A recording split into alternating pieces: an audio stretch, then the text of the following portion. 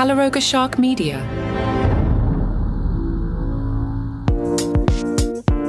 Hello, I'm Johnny Mac with 5 good news stories, and happy 4th of July. If you like flags, you might want to make your way to Seven Gables Park. Rudy Keller is a retired high school teacher who enlists an army of volunteers. They assemble and plant 2,000 flagpoles in a park soccer field.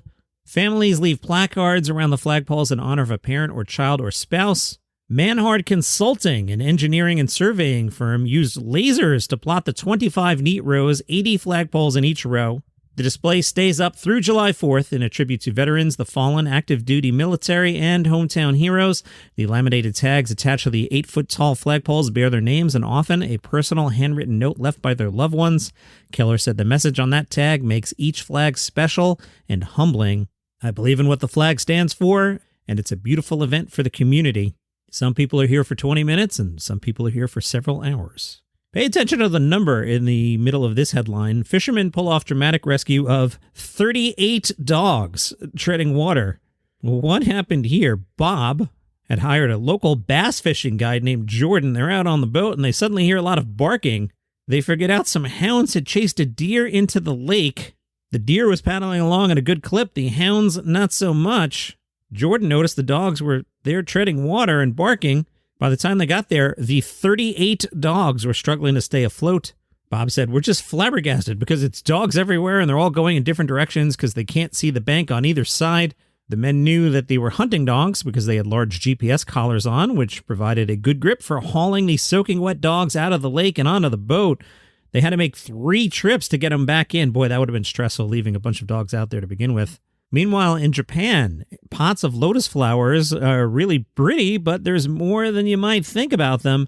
Some of them were grown from seeds found buried in a layer of dirt from a pond dug by monks there over 200 years ago. The seeds were recovered when the pond was excavated 25 years ago, and they're now bearing a special kind of lotus flower, the Byodo in Temple lotus. It's milky white and diaphanous. The monks say they're pleasing to look at during a moment of stillness.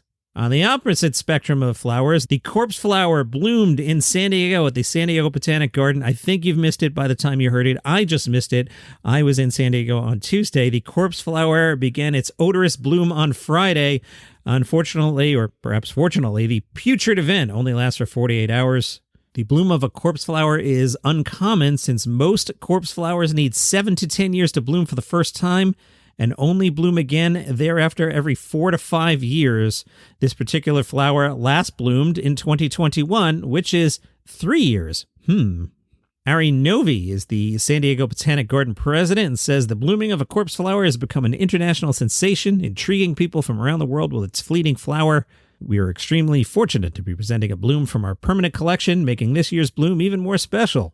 The heat and smell are used to attract pollinator insects while also attracting curious humans.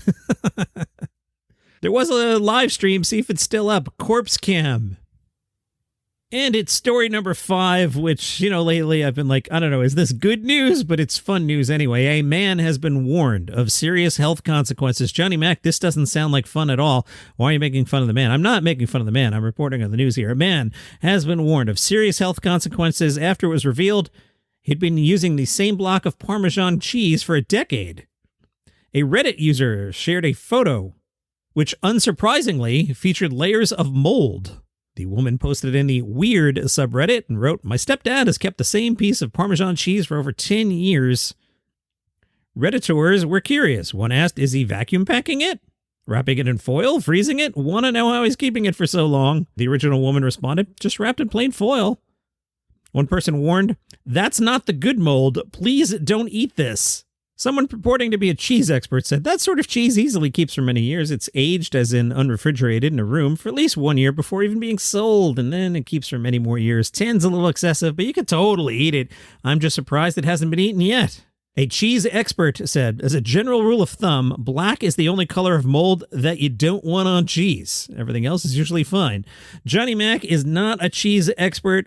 I don't know how to advise you when you should or should not consume Parmesan cheese. Please use my podcast only for entertainment purposes and not for your culinary delights. Please consult an expert. And those are your 5 good news stories for today. Happy 4th of July. See ya.